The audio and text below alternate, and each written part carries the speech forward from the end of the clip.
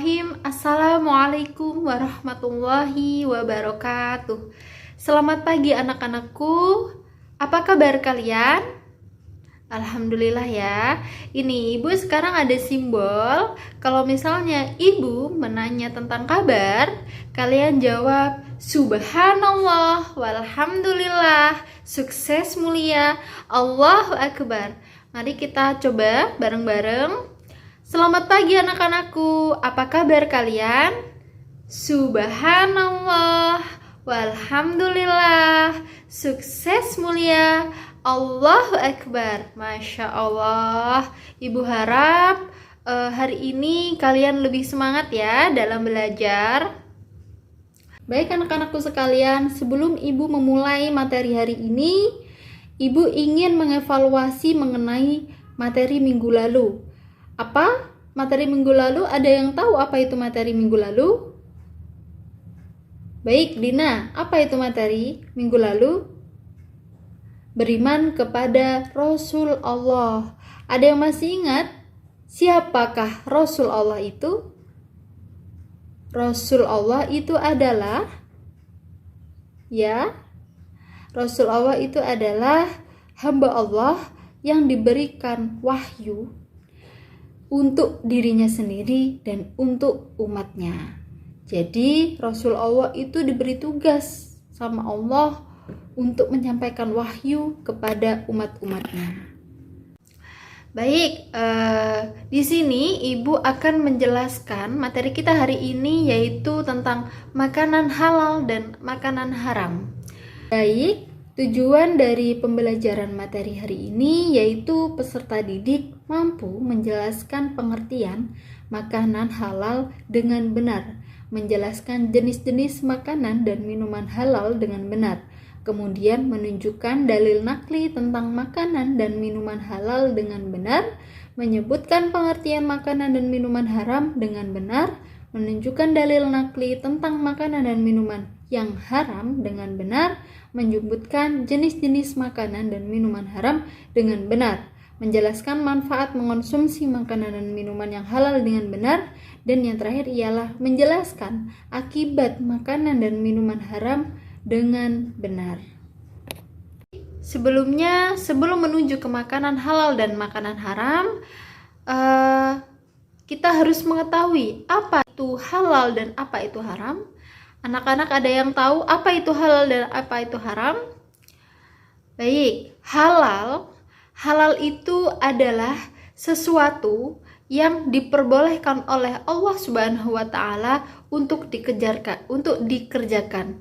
Dan pada dasarnya segala sesuatu hukumnya halal kecuali jika ada nas atau dalil yang sahih yang menunjukkan keharamannya. Kemudian kalau haram itu adalah kalau misalnya halal tadi ialah sesuatu yang diperbolehkan, maka haram ialah sebaliknya, yaitu sesuatu yang dilarang oleh Allah Subhanahu wa taala untuk dikerjakan dengan larangan yang tegas. Dan setiap orang yang menentangnya akan berhadapan dengan siksaan Allah Subhanahu wa taala di akhirat. Bahkan ia terkadang juga terancam sanksi hukum syariah di dunia. Berdasarkan pengertian halal dan haram yang tadi Ibu sudah jelaskan, di sini kita dapat menyimpulkan bahwasanya makanan halal ialah makanan yang tidak haram, yaitu makanan yang tidak dilarang untuk memakannya. Kemudian di sini ada ayat Al-Qur'an, A'udzu billahi minasyaitonir rajim. Bismillahirrahmanirrahim. Innama harrama alaikumul maitata waddama wa lahmal khinziri wa ma uhilla bihi li ghairillah. Faman iqturra ghaira baghin wala 'adin fala isma alaih. Innallaha ghafurur rahim. Yang artinya sesungguhnya dia hanya mengharamkan atasmu bangkai, darah, daging babi, dan daging hewan yang disembelih dengan menyebut nama selain nama Allah Subhanahu wa taala. Tetapi barang siapa terpaksa memakannya bukan karena menginginkannya dan tidak pula melampaui batas, maka tidak ada dosa baginya. Sungguh Allah Maha Pengampun dan Maha Penyayang. Baik, berdasarkan ayat yang sudah Ibu baca tadi, ada 4 makanan yang diharapkan oleh Allah Subhanahu wa taala, yaitu yang pertama bangkai, kemudian darah yang mengalir, kemudian daging babi dan binatang yang disembelih dengan atas nama selain nama Allah Subhanahu wa taala.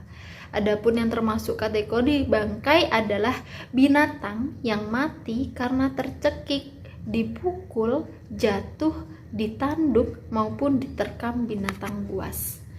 Karena kita sudah mengetahui apa saja makanan haram itu, kita seharusnya mengetahui minuman haram. Baik, di sini ada penjelasan tentang minuman yang diharamkan, yaitu terdapat dalam Quran Surat Al-Maidah ayat 50. Bismillahirrahmanirrahim. Ya ayyuhalladzina amanu innamal khamru wal maisiru wal ansab wal ansabu wal azlamu rijsum min amali syaitani fajtanibuhu la'allakum tuflihun, yang artinya, wahai orang-orang yang beriman, sesungguhnya minuman keras, berjudi, berkurban untuk berhala, dan mengundi nasib dengan anak panah adalah perbuatan yang sangat keji dan termasuk perbuatan setan. Maka jauhilah perbuatan-perbuatan itu agar kamu beruntung. Berdasarkan ayat tersebut, minuman yang diharamkan adalah minuman keras, yaitu homer. Homer adalah materi yang mengandung zat alkohol yang menyebabkan peminumnya mabuk. Apapun bahan dasarnya, nama dan mereknya, kalau itu memiliki daya yang memabukkan, disebut dengan homer. Sedikit ataupun banyak meminum homer, hukumnya haram. Baik anak-anakku sekalian, selanjutnya Ibu akan menjelaskan mengenai bagaimana kita agar mengetahui makanan dan minuman halal atau haramnya. Jadi di sini ada beberapa cara yang ditetapkan oleh undang-undang agar produk makanan dan minuman memenuhi JPH. Yaitu ketetapannya yang pertama, kita lihat dari lokasi, tempat, dan alat yang digunakan wajib dipisahkan dengan lokasi, tempat, dan alat penyembelihan, pengolahan, penyimpanan, pengemasan, pendistribusian, penjualan, dan penyajian produk yang tidak halal.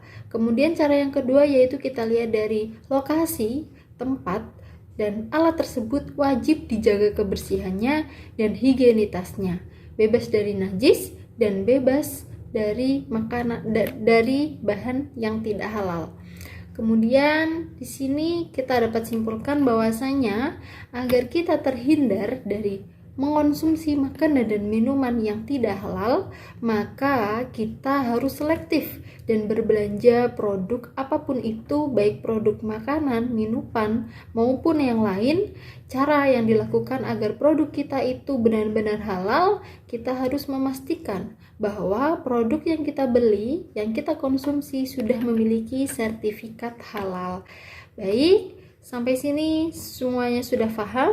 Dan yang terakhir ialah hikmah dari kita menghindari makanan haram, yaitu yang pertama, diharamkannya bangkai, menjaga umat manusia dari mengonsumsi makanan yang berbahaya bagi kesehatan. Binatang yang mati dengan sendirinya sangat mungkin mengandung penyakit yang berbahaya jika dikonsumsi. Kemudian diharamkannya darah, menghindarkan manusia dari memakan makanan yang tidak sehat. Darah merupakan tempat yang paling baik untuk pertumbuhan berbagai macam bakteri yang berbahaya bagi tubuh manusia. Kemudian diharamkannya daging babi, menghindarkan manusia dari makanan yang kotor dan tidak sehat. Babi merupakan binatang yang kotor dan jorok. Karenanya berpotensi menyimpan berbagai macam penyakit di dalam tubuhnya. Selain itu, dengan tidak memakan babi, kita bisa terhindar dari pengaruh psikologis babi yang kotor dan suka terhadap segala yang kotor. Kemudian diharamkannya binatang yang disembelih nama selain nama Allah, bertujuan untuk menjaga kemurnian tauhid serta membersihkan manusia dari perilaku syirik. Dan yang terakhir yaitu diharamkannya homer atau minuman keras, yaitu untuk menjaga kesehatan akal dan fisik manusia. Karena miras itu tidak hanya merusak tubuh, tapi juga menyebabkan peminumnya kehilangan akal dan kesadaran yang bisa membahayakan diri sendiri maupun orang lain. Baik, di sini sudah Ibu menjelaskan mengenai hikmah menghindari makanan atau minuman haram. Mungkin cukup sekian dari penjelasan dari Ibu. Sebelum mengakhiri mata pelajaran ini, sebelum mengakhiri pembelajaran ini, Ibu ingin mengevaluasi dari awal, materi dari awal yang tadi. Ya, coba Ibu sekarang ingin bertanya, coba Nabila, apa itu halal? Jelaskan pengertian halal. Baik, alhamdulillah pintar. Jadi halal itu adalah sesuatu yang diperbolehkan oleh Allah Subhanahu wa taala untuk dikerjakan. Pada dasarnya segala sesuatu itu hukumnya halal, kecuali jika ada dalil yang sahih yang menunjukkan keharamannya.